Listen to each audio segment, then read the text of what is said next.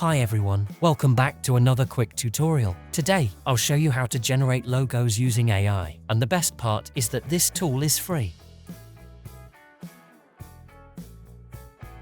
First, visit gravitywrite.com and click on Start Writing for free.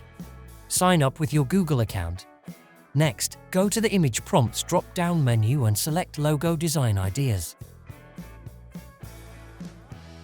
Fill in the details as you wish and click Create Content.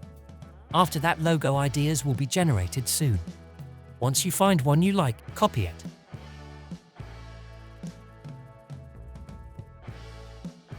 Now, let's create the logo designs. Go to ideogram.ai and create an account using your Google account.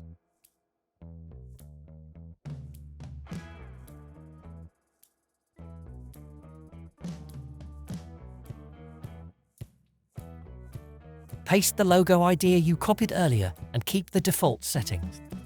Then, choose the best keywords related to your logo design and click Generate. Then logo designs will be generated shortly.